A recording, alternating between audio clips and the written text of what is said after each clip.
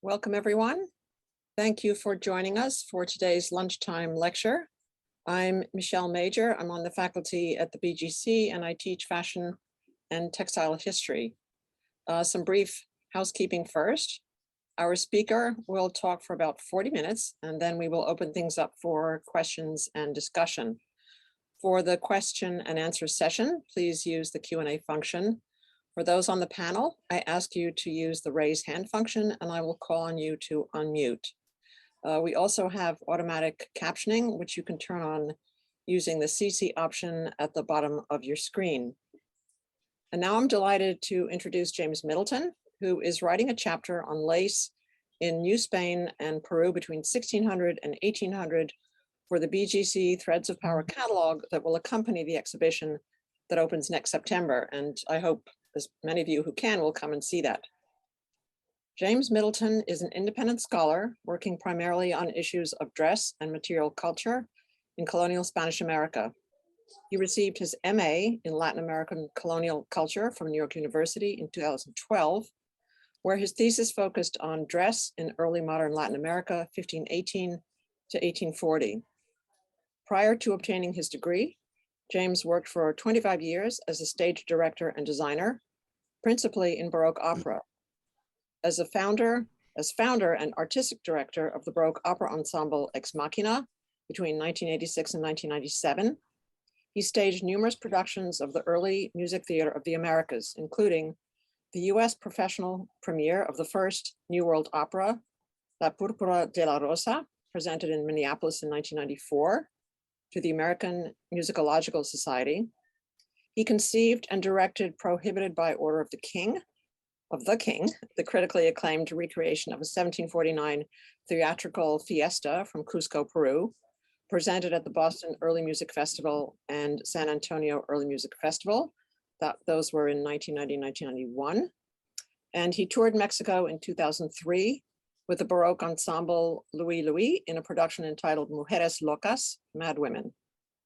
It was James's work in theater that led him to specialize in the Spanish colonial Americas. And over the last 10 years, he has participated in colloquia and symposia and led workshops in the US, England, Panama, Colombia, and Mexico.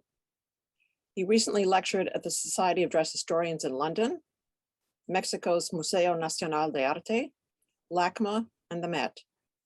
James was part of the curatorial team at the Brooklyn Museum in preparation for their exhibition, Behind Closed Doors, Power and Privilege in the Spanish American Home, 1492 to 1898. That was on view at the Brooklyn Museum in 2013, 2014.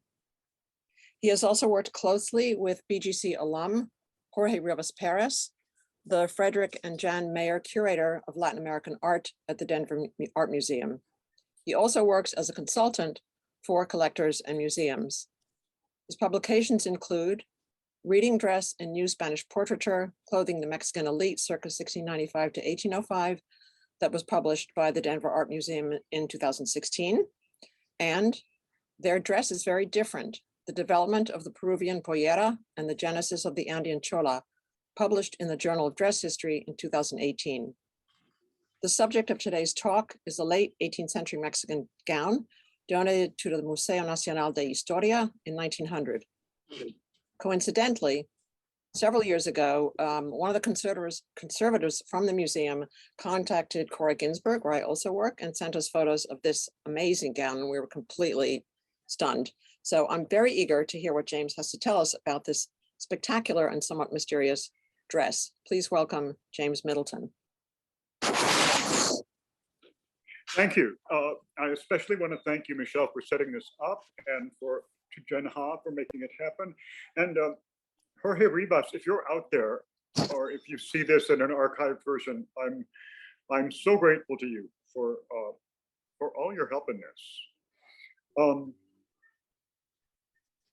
This is the story of a dress. It is also the story of the larger context in which that dress moved, of women's formal dress in colonial Mexico, known officially as New Spain, during the second half of the 18th century. We will be looking at the clothing scene in portraiture and other extant examples through the lens of one extraordinary extant garment identified as a court dress, a garment derived from the French Grand Habit de Cour, mandated for court wear by Louis XIV, and adopted with significant variations by most of the courts of Europe. One of the most elaborate surviving colonial American garments, it has been in the collection of Mexico's National History Museum since 1900. Mexico City's Museo Nacional de Historia, popularly known as Chapultepec, from the name of the dramatically cited castle it occupies and its surrounding park, is one of my favorite places in the world.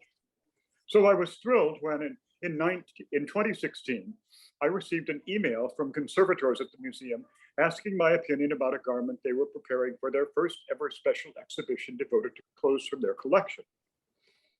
Did I think the late 18th century green silk velvet dress with cream satin details and silver embroidery, one with which I had long been familiar, was a court gown? I told them I did. This led to a speaking engagement and a number of friendships. Though I had actually seen it in a glass case at Chapultepec in the 70s, the dress was not on my radar until I bought a glossy book on the history of Mexican dress when I was leading a theater workshop in Mexico City in 1992.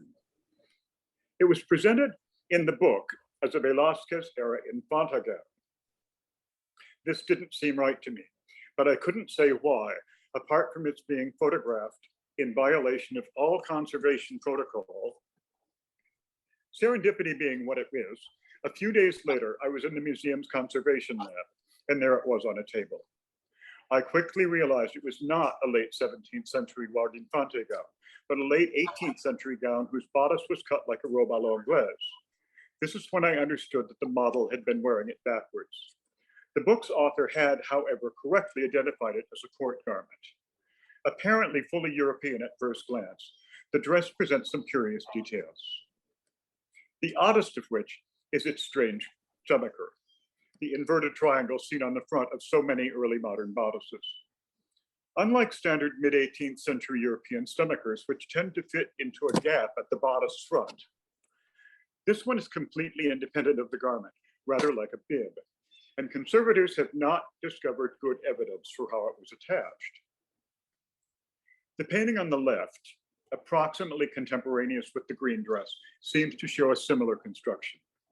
But the painting on the right, which shows the deceased heir to a noble title dressed for his lying in state, really seemed more analogous to the green gown's free-floating stomacher, here a clearly independent element of his costume, rather like a breastplate. It has been covered with the family's best jewels. It also seems like his jewels are constructed, his wings are constructed in the same way. Even more curious is the back detail, seen best in the backwards photo, which to my knowledge is unique to this garment. It is clearly related to the fitted back of the 18th century robe à l'anglaise, but it isn't that. My best theory, and it's only a working theory, is that, as wise brides know, ceremonial gowns need to look good from the back, and that this detail may be analogous to back details in these French and English examples of court gowns. The gown's exhibition history shows how, by a change of infrastructure and selective choice of elements, one garment may be made to look strikingly different from itself.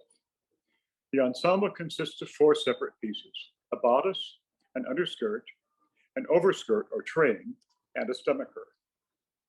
The bodice, underskirt, and train are requisite parts of a court gown in the French-Spanish tradition. The stomacher, as I noted, remains problematic. The glass cases in which it was shown between 1900 and the 70s made it impractical to exhibit the gown with appropriately wide paniers. Of course, paniers were sort of antithetical to early 20th century ideals of beauty, so it was easy to fudge the underskirt to make the presentation palatable to viewers of that era. 1990s conservators opted for a modest paniers and concluded that the gown's stomacher should be placed inside the bodice. The gown actually looks good that way and neatly solves the problem of how to manage the problematic stomacher. This inventive and fanciful installation earns point to drama. Here the gown is presented as if worn by an aristocratic girl in the 3 days of liberty, when young ladies about to take the veil took leave of their friends and family over a period of 3 days, wearing extravagant civil dress. This, by the way, is a perfectly reasonable origin story for this over-the-top dress. I don't know what the chain is about that's going across in front of her bodice. The gown was published, again without its stomacher and with 2 small paniers in 1991 as a robe à l'anglaise, which it is only from the waist up. As each new mounting of the gown reflects its own era, can we be sure we have finally got it right? Of course not. We like to believe that conservators are neutral conservators of old garments, but we all operate within the inescapable conventions of our own era.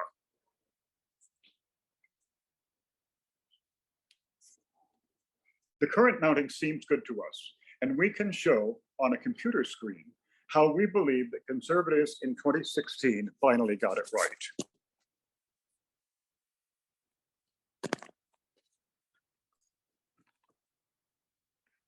By using all of the gown's component parts and inflating the underskirt and letting the train out to maximum length,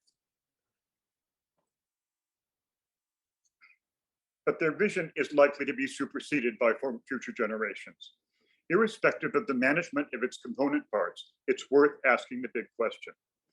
If we accept its peculiar construction identifies it as a court gown, and I'll address that in a few minutes, the big question is, what is an 18th century court gown doing at Mexico's National History Museum?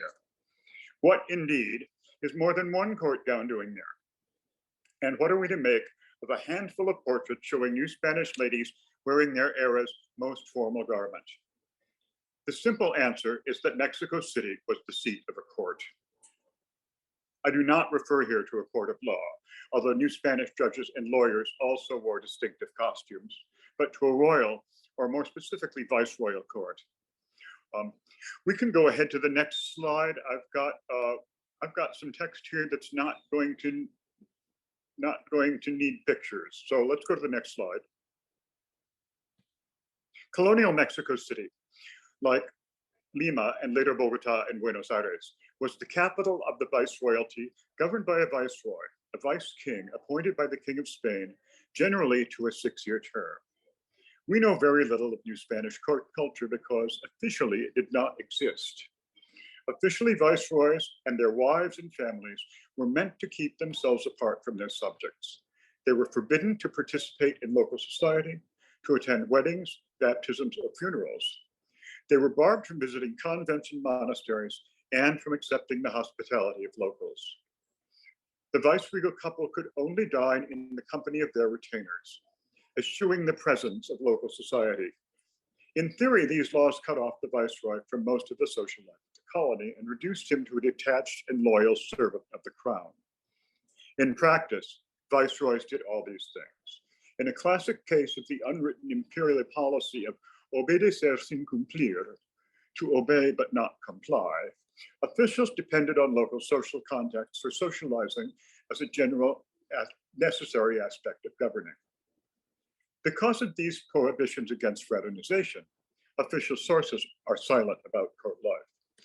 So it is unsurprising that to date, no regulations have been discovered concerning dress at official functions, since officially there were none.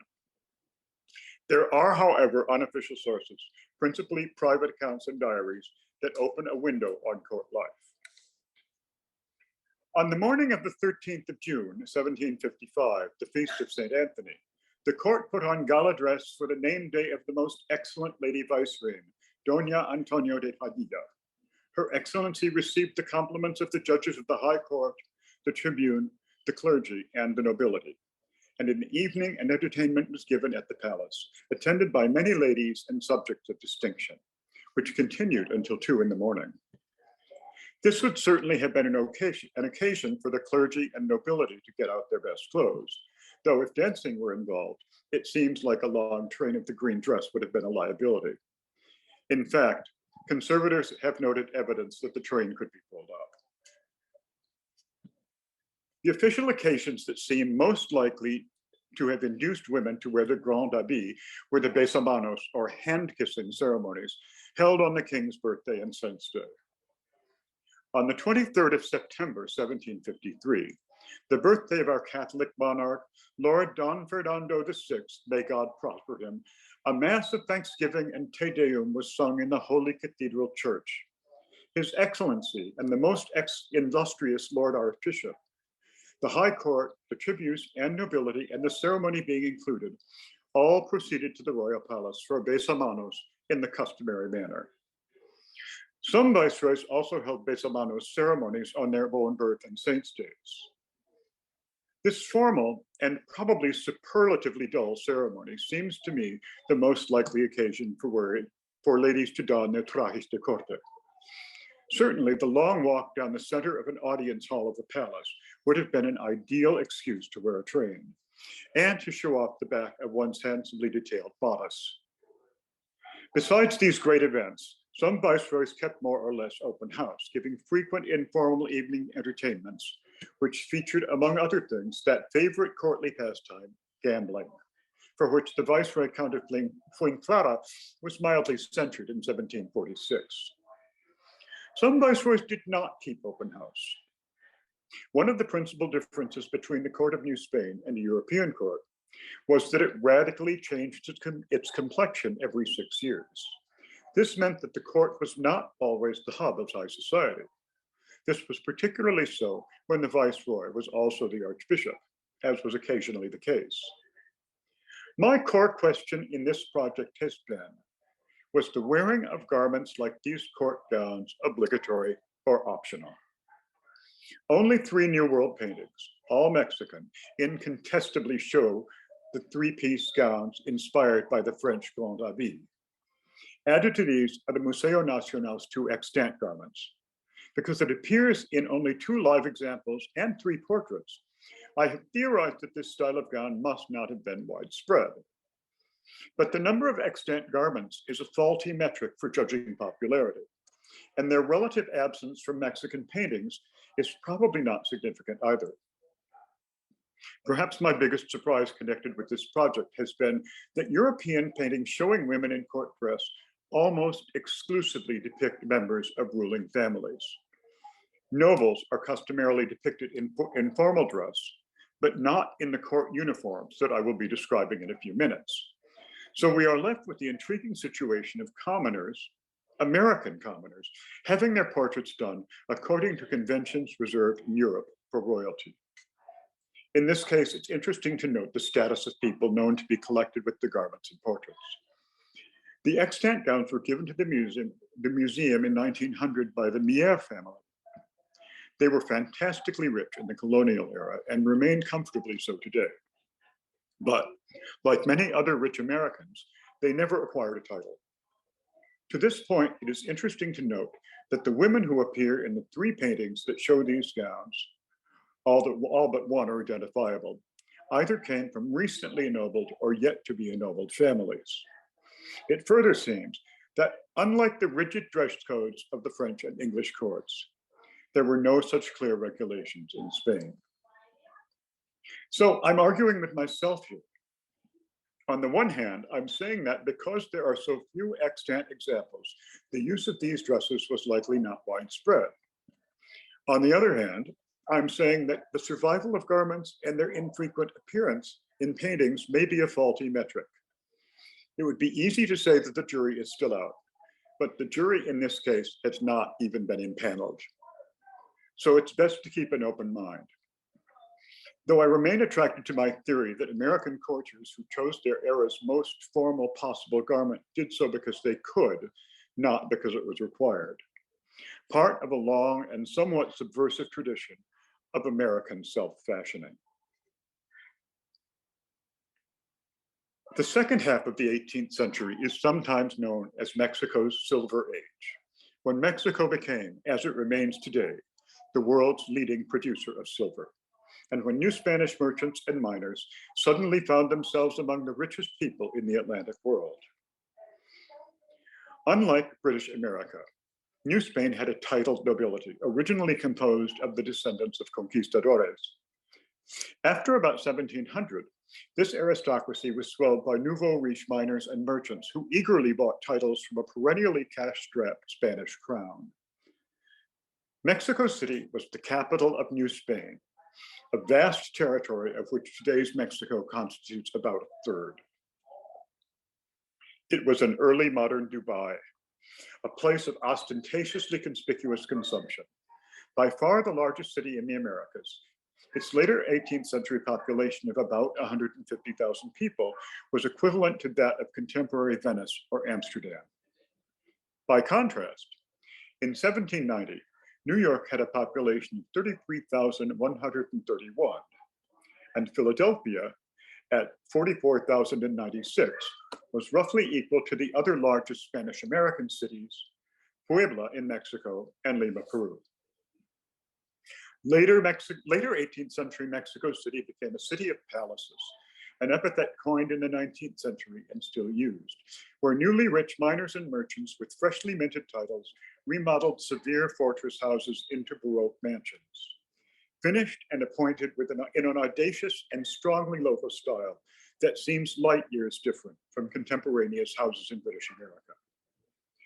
The house I'm illustrating is actually in a small town about 250 miles northwest of Mexico City and is one of very few extant 18th century interiors. As with architecture and decor, so with clothing. Clothing was perhaps the most important signifier of this new world. In the immediate post-conquest era, after 1521, the importation of luxurious European textiles became the first serious moneymaker for Mexican merchants. After the 1572 opening of the port of Manila, reached via Acapulco, Mexico City became the first market for Europe-destined Asian textiles that had previously gone around the Horn of Africa. This made luxurious textiles, especially Asian silk, which sold in America for as little as 1/9 of its eventual price in Europe, affordable even for the lower orders. This facilitated a good deal of the American self-fashioning I spoke of and presented some interesting social dilemmas. A 1778 chronicle noted that every tradesman goes forth on feast days with as much propriety and ostentation as a fleet merchant, with 2 watches, like the most eminent man. In this same way, their wives present themselves in clothing that is indistinguishable from that of the grandest ladies, so well dressed that one cannot tell which is the wife of a count and which that of a tailor. Mexico City was arguably home to the planet's most diverse style scene, with Spaniards, Creoles, that is, Spaniards born in the New World, indigenous people, and people of African and Asian descent, all wearing distinctive and inventive garments. We need to remember, and it's a point not made often enough, that portrait clothes and court gowns were not anybody's daily dress, not even that of the high aristocracy. The evidence for New Spain's style diversity is found not in portraits or in extant clothes, but in several secular genres that began to flourish in the 18th century. Topographical painting, costas, votive painting, and biombos, the painted folding screens that were a primary locus of secular painting in New Spain. There exists a small number of topographical paintings representing identifiable city scenes, probably painted for officials returning to Spain. We've been looking at one of them, painted about 1760, that shows Mexico City's main square and principal market on the occasion of the viceroy's going in state to the cathedral to hear a Te Deum and give thanks to the safe arrival of the royal mail. A perfect occasion for the court to put on gala dress. The picture shows a much more diverse range of clothing than would be seen in a contemporary European crowd scene. We see ethnically defined clothes in observance of sumptuary law by people of Native American and African descent. We see a variety of alternative jacket styles for elite men, like the sleeved waistcoat, a garment for servants in Europe, but which, made in luxurious textiles, was adopted by elites in informal America. One fun fad was the little white cap, probably linen, that was all the rage for men in the 1760s and 70s, of which a chronicler noted, "In all of Spain, there are not so many little caps as in Mexico City. Young and old, rich and poor, they all wear their sharp-looking caps." Although suits made from contrasting textiles were known in Europe, they seem to have been a thing in Mexico, here apparently made of Asian brocades. Elite colonial men also favored military uniforms. American men were routinely barred from governmental positions, so service in elite militia units was often the only way for colonial men to serve the state. Women wore a variety of hoop and bodice silhouettes in a variety of formal and informal styles. Either the dome-shaped pañe, in Spanish called a tontillo, which means little fool, or the cone-shaped sacristan hoop, essentially a 16th century farthingale. Perhaps I make too much of this, but Mexico seems to have been the only place on the planet where fashionable women could choose among different skirt shapes and still be fashionable. Mexican tailors clearly made dresses in the prevailing international styles. But the century's most popular garment was the casaquin bodice, which had a peplum reminiscent of the Velázquez era construction, but was adapted to the international silhouette. We can see this casaquin peplum on the bodice of the gray dress. New Spain's ethnic complexity inspired the first truly American painting genre, pintura de castas, or caste paintings, that attempted to classify the era's increasingly complex ethnic character, typically depicting an interracial couple with their mixed race offspring, and which show people wearing the sort of everyday clothing not seen in portraits. Votive paintings, or ex votos, are pictures that request or commemorate divine intervention in cases of illness or accident. This one depicts a successful mastectomy from 1777, which I know it was a BCG object of the month a while back. It also, strangely enough, belonged to this famous surrealist poet, André Breton. The sick room being no place for high fashion, votive pictures, like Costa pictures, are one of our most reliable sources for everyday garb. Equivalent to the sleeved waistcoat and white cap fad for men was the women's fad for white bodices paired with skirts of the printed Asian cottons called indianillas. These cheap and cheerful skirts were worn at all levels of society. Biombos are folding screen. The word is a direct transliteration of the Japanese term byobu. Japanese byobus began to be imported into New Spain in the late 16th century. For reasons which are not clear, these screens became a primary locus of several types of secular painting, especially of the fete champêtre genre that depicts well-dressed people engaging in country pleasures. They show a range of luxurious informal clothing. It's not too much of a stretch to call it upscale sportswear, and it is strikingly different from the formal clothes seen in portraits. I'll end this introduction to Mexico's urban style scene with these supremely chic 1790s gowns, paired with the remarkable 1790s building in the latest European style. Mexico was just not that far behind Europe, if it was behind at all. Prior to the 17th century, all that was required of European and American courtiers was that their clothing be as magnificent and as formal as possible. It was Louis XIV that introduced an element of coercion into court dress, first in men's dress with a garment called the justaucorps or brevet, or the Warrant Jacket, so named because it was made of materials otherwise banned by sumptuary law, and the wearer required a royal warrant or brevet to have such a suit made. This would become the immediate model for the dark blue, scarlet, and gold uniforms worn by New World viceroys after about 1740. These, in turn, are probably the origin of the vogue among colonial gentlemen for military chic. The green dress and another at Chapultepec are versions of another costume mandated by Louis XIV, which spread with variations to all the courts of Europe, the Grand Habit de Cour. The Grand Habit was a reaction to this scandalous new gown called the manteau, or mantua in English, that emerged from a trend toward luxurious informality that began in the 1670s, at the start of what scholars call the long 18th century. The manteau was derived from ready-made Asian robes that began to be imported to Europe in the 17th century. In its earliest versions, these imported robes could be pinned and tweaked into a fashionable shape. They soon began to be purpose-made, but never lost the idea that they had originated as robes. This is particularly apparent in the painting at right. Supposed to represent an English colonial governor, Governor Cornbury of New York, who was said to enjoy dressing in drag as his cousin Queen Anne. The story has been discounted as gossip, but the picture is interesting as an American evocation of an English court gown. The manteau was scandalous because of its informal origins and because it combined bodice and overskirt into a single front clothing, shoulders to ankles garment, which, at least theoretically, a woman could remove without the help of her maid. The manteau would be the port of departure for the myriad robes à la of the 18th century, à la française, à l'anglaise, à la polonaise, etc., that today are known as round gowns or open robes.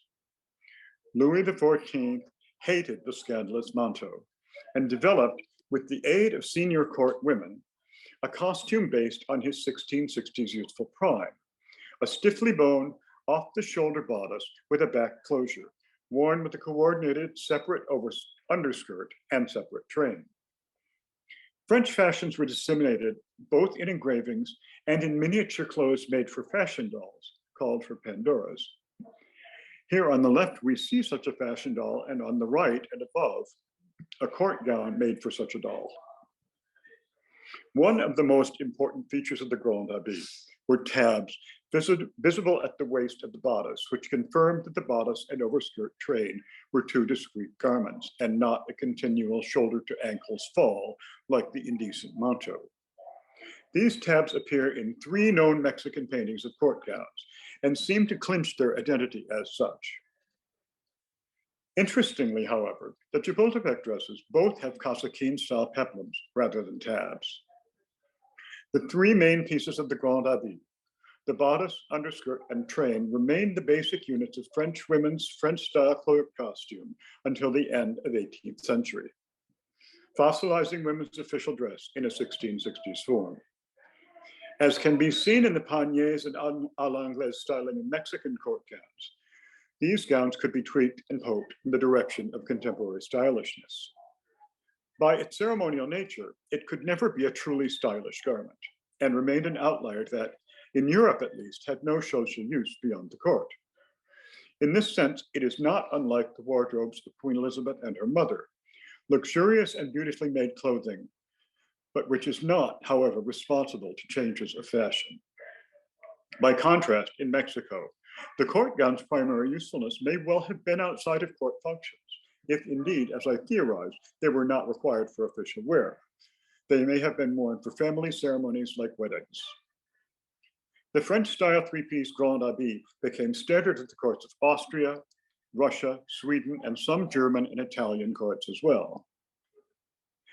Though I'm not suggesting any reciprocal influence here, it is interesting to note that the decoration of this Russian underskirt is so similar to the Mexican one. English practice was notably different from the French, using a garment based on the manteau. English court mantua combined the Grand Habit's bodice and train into a single garment worn over a separate petticoat. This example shows the elaborate attention that could be devoted to a garment's back. Unlike the Grand Habit, the English court mantua closed at the front and covered the shoulders that the Grand Habit left bare. It's also shocking to see how skinny some examples were when seen from the side. It's worth backing up a bit at this point here to take a look at the fantastically odd styles that succeeded the well-known Velázquez era infanta dresses in Spain. These got completely out of hand after Velázquez's death and were followed by equally peculiar styles, worn by successive queens of Spain in the later 17th and early 18th century.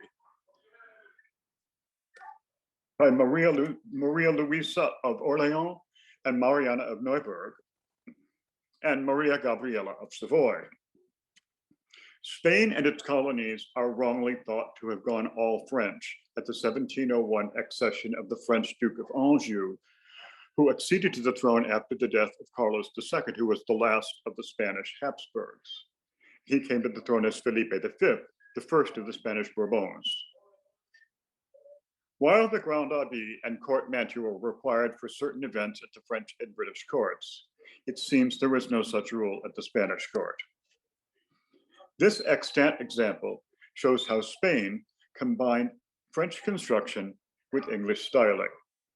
Spanish practice, also followed by some Italian courts, united French and English court style with gowns made in the Grand Abbey's requisite 3 pieces, but with a shoulder covering bodice more in tune with fashion than the Grand Abbey's antique bodice.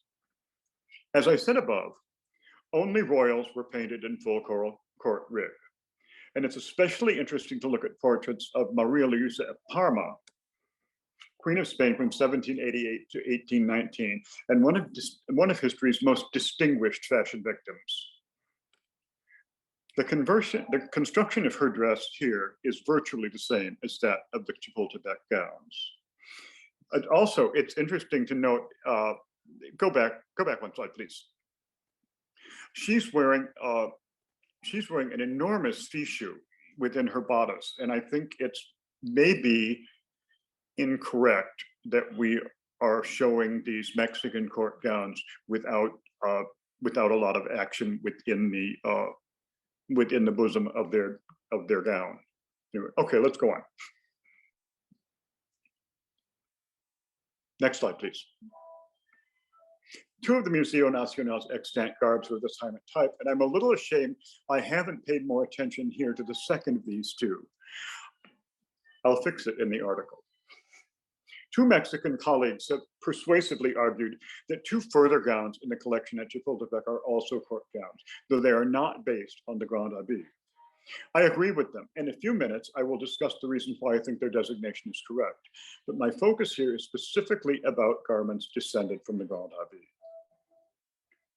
One of the benefits of working on the Brooklyn Museum's 2012 exhibition on art in the Spanish colonial home, behind closed doors, was daily contact with their superb Spanish colonial collection, which includes one of the best known paintings in the colonial canon, Miguel Cabrera's circa 1752 portrait of Maria de la Luz Padilla y Gomez de Cervantes. This picture, routinely and wrongly cited as evidence of the Frenchification of upper class life in New Spain, was among the very first New Spanish pictures to enter my consciousness. I regarded Maria de la Luz as an old friend and visited her often. So I was blown away one day when, having FaceTime with my old friend, I noticed her bodice tabs. These are visible under her hand in the detail there on the right. Her bodice and underskirt were clearly not connected, as they would be in a standard issue robe à l'anglaise or à la française. What seemed to be the swagged portions of her overskirt were in fact a train separate from her bodice. Maria de la Luz was wearing the Spanish version of the Grand Abbey de Cour. This made sense because the sitter, though not titled herself, was the daughter of a marquis. I've added a skirt here to complete the garment. I have to confess that for many years, before I really knew anything about 18th century dress, I assumed that she was sitting down, and rather than wearing a panier.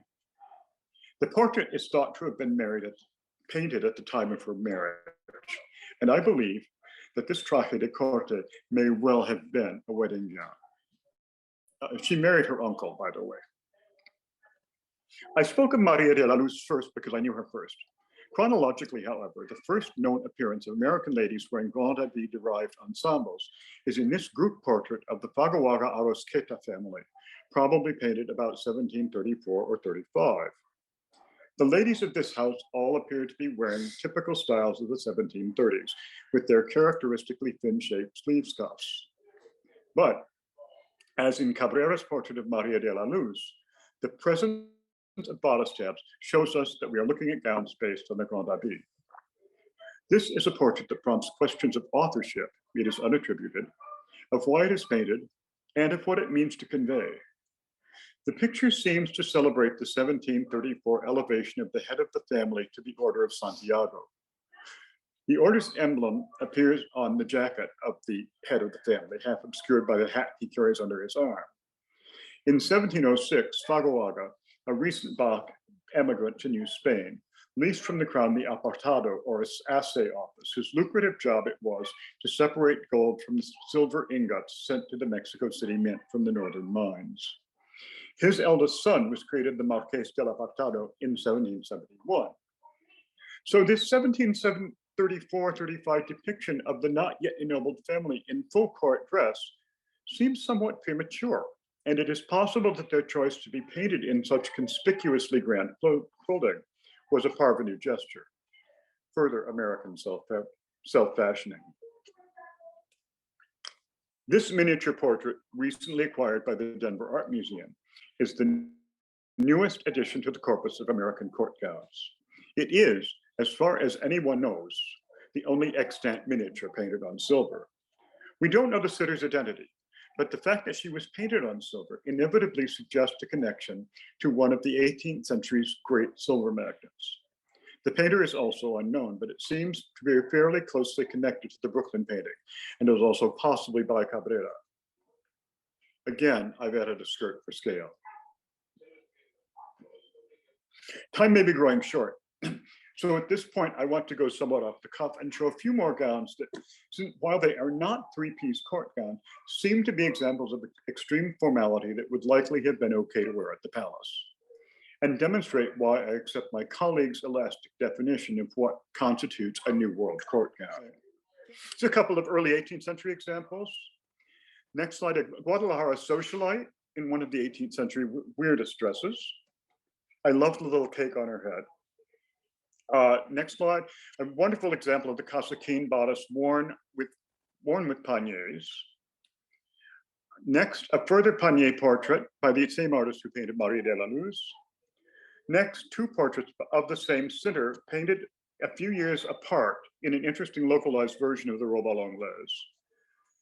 Two contemporaneous gowns from the 1770s, one impeccably European, one strikingly local. An astonishing 1790s portrait from Guatemala, also part of New Spain, and a pair of portraits from about 1800. The second one, dated 1802, is a reminder that Empire style arrived late in New Spain, and this makes me wonder if the green gown might not be post-1800. Finally, I want to show a bit of comparison with South America. Lima was the seat of South America's oldest and most important viceroyalty. Created in 1542, 20 years after the creation of New Spain, the Viceroyalty of Peru was South America's only government for 300 years.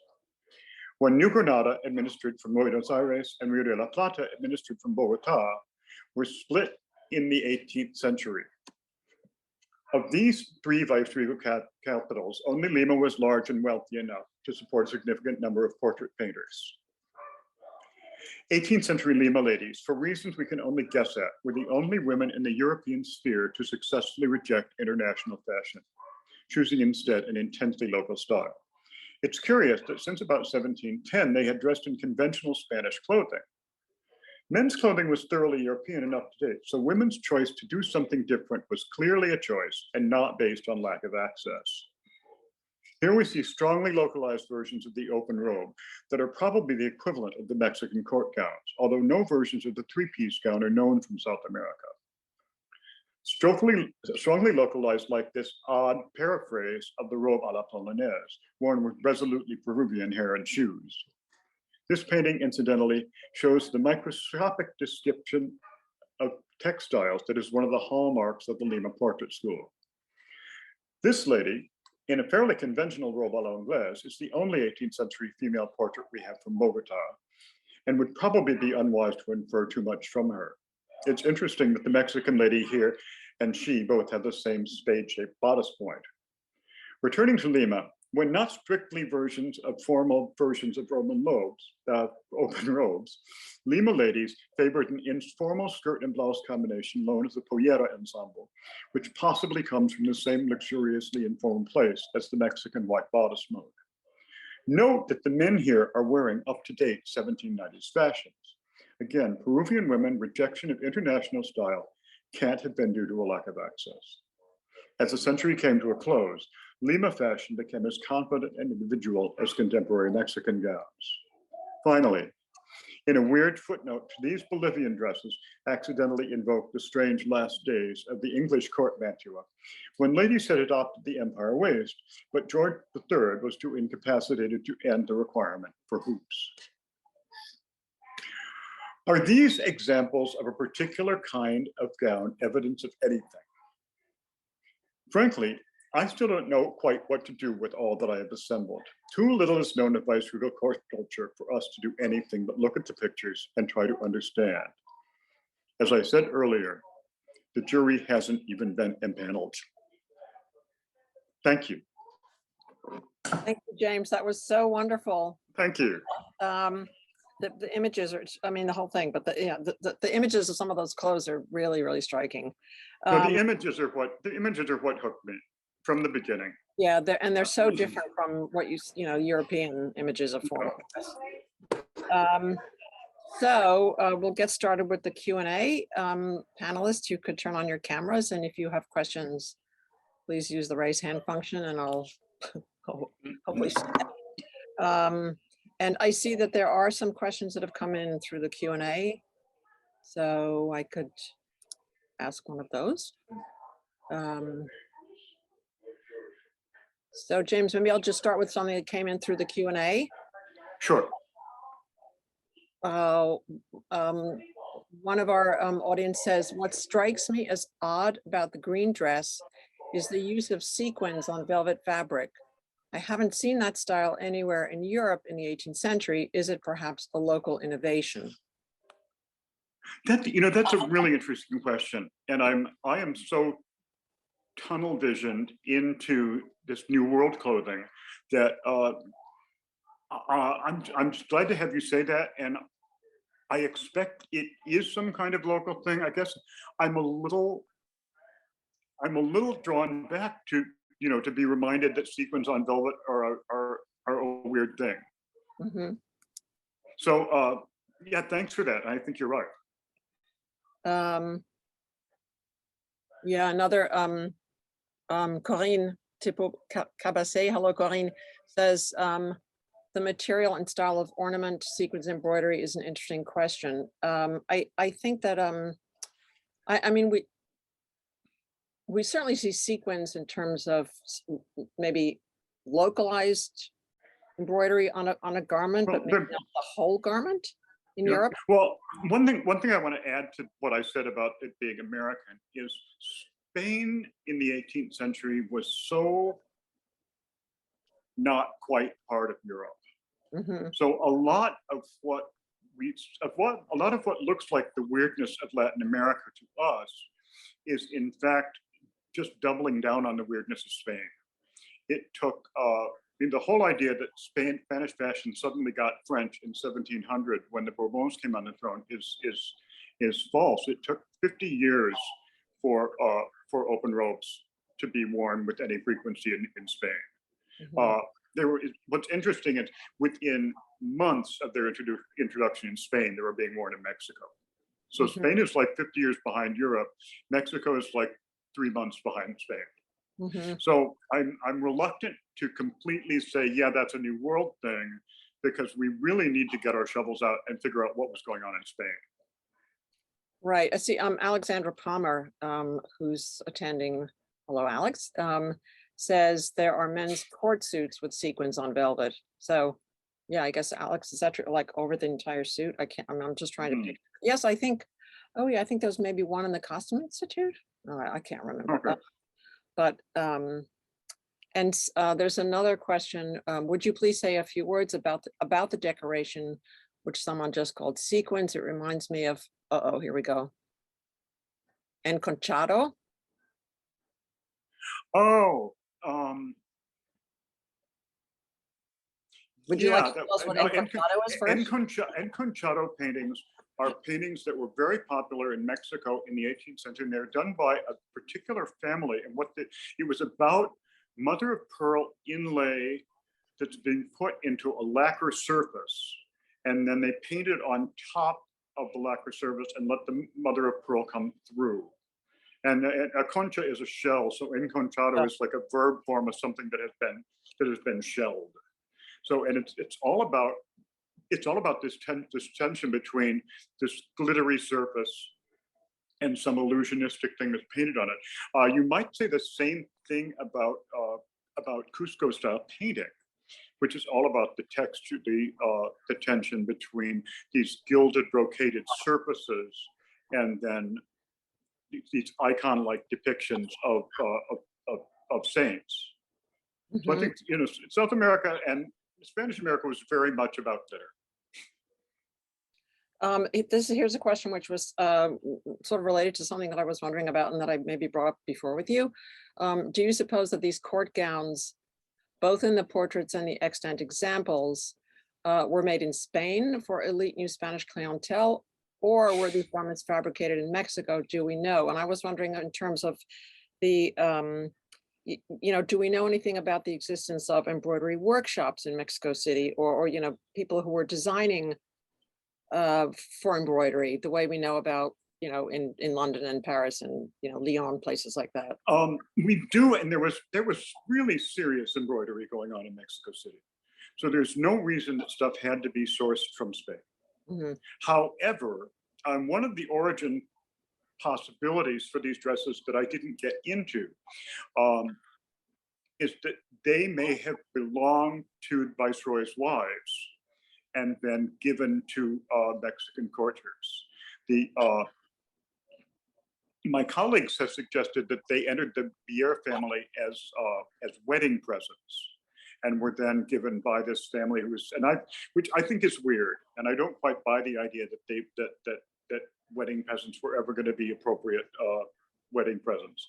But the idea that they might have been given by the Viceroy's wife to a favorite lady friend is certainly possible. And there's nothing about the embroidery that says, yes, this is Mexico, and there's nothing about the embroidery that says, no, it's not. And especially if we look at liturgical stuff, not surgical, but liturgical, there's just brilliant embroidery going on in Mexico really from the earliest times. So there's no reason to suppose that any good embroidery had to come from someplace else. Right. Okay. And just a PS, Alex Palmer says sequins are, yes, over the entire suit. So, okay. Looks like our panelists have questions. Oh, sorry. I don't see them. Yes, Scusi. Okay. One's in front of us. Hi, thank you. So that was really wonderful. Thank you so much for that lovely talk. I had questions about construction differences that I think you actually answered really nicely, but I wanted to know, do you know if there's a reason that these stomachers wouldn't simply have been pinned on as was usual during this era? That seems to make the most sense. What seemed weird to me I'm not sure when I saw the dress in person in '92, I don't think the stomacher was anywhere around. All I saw was the front, you know, it was a center front closure with hooks and eyes. And it wasn't until a long time later that I saw the stomacher on the thing. So I think the pins are probably right. And I don't think, at the risk of offending them, I don't think that the Mexican conservators have got the MO on how these stomachers worked. So yes. I was going to say yes, and certainly in terms of the painting that you showed of the deceased boy, and then also the woman from the 1780s. I mean, it looks like it's just like stuck on the front. I mean, it's odd to us, but well, it could be that there's just a circumstantial resemblance of this breastplate that's been stuck on this dead boy, and this stomacher that we have inadequately stuck on the front of this gown because we don't know what to do with it. So I may be wrong about thinking that they're connected. Okay, Kate. Hi, that was wonderful, thank you. Quite a change of subject. I'm just wondering if you know anything about the status of the dress, of the gown, and its two, I think you said there are others in the collection, within the collections at Chapultepec. When are they displayed? I mean, apart from the the photograph backwards on the model. When has it come out and been dressed, and why did you only get to see it once in 92? Have you tried to have a research appointment? What is fashion to this museum? I don't know what their exhibition history was between. I first went to Mexico in '73, and I had just got out of high school, and it was the first foreign place I'd ever been. I was completely blown away. So like Chapultepec was just the most thrilling place I'd ever been. And so I see these dresses in glass cases, and I'm completely uncritical. And I'm looking back at these exhibition photographs and saying, aha, that's what they were doing. The dress went through, as I showed you in the exhibition photos, the dress went through so many iterations of, well, let's put paniers on it, let's take paniers off it, let's put I think the stomacher looks great inside, but I know that's wrong. I can't completely answer that, except to say that people didn't know what to do with them, and they were, until quite recently, when somebody said, oh God, this is a court dress and it has specific meaning as this three-piece garment, people just thought it was a fancy dress. Mm-hmm. It was a fancy dress, not 20 years. Right. I'm enjoying reading this text crawl. Oh, yes, I guess you can see it too, James, right? So Yeah. there's a question from William de Gregorio. Hi, Billy. The velvet, in parens, or all textiles themselves would have been imported from Spain, ? Though nothing woven in the New World, ? There was no, yes, they tried to start a silk industry in Mexico in the 16th century, and the traders who had just opened up the Manila trade put a stop to it. So Mexico was actually ripe for sericulture, and perfectly good climate and all that. And the merchants said, no, we're not going to make any money if we grow our own silk. So all of these textiles were imported. The same is not true of cotton. And a lot of the Indian cotton skirts I was talking about, Right. that stuff came from Asia and from Europe, and there was quite an industry in producing printed cotton in Mexico. But with luxury textiles, no. And then we have a comment, side note from Louisa Raitt, who says, just a side note, the Embroidery Guild was one of the first artistic guilds established in Mexico City in the 16th century. Yeah, that's true. I think we have to be a little careful and remember that in the 16th century, the Embroidery Guild was pretty much about liturgical embroidery and was probably all men. Mm-hmm. Not exclusively, but the Embroidery Guild was, in the 16th century, it was all about producing stuff for the church. Right. And I see we're kind of running out of time, but I was maybe end with this question. Great talk, thank you. Could you talk a bit more about the bodice tabs? Did they have any other function other than to signify a break in the garment, as in it being a bodice and skirt rather than a full dress? They just seem like quite a unique detail. I'm wondering if it's mainly a matter of aesthetics or something more functional. I don't think they do, and there's such a retardataire element, and you mostly see them on in the 18th century, other than court gowns, you really only see them on corsets. Right. So it's over the hips. So I think what they really are about is declaring that this bodice is not attached to this skirt. I think they're really about making that affirmative statement. Does that make sense? Yes, I mean. Yeah. All right, so I see we're at 1:15, right on schedule. Thank you so much, James, for your presentation. It was really fascinating. Thank you for having me. This was so much fun. And thank you for all in attendance. And we hope to see you at our next event, which you can find on our website. So just. Yeah. Thank you. Okay. All right.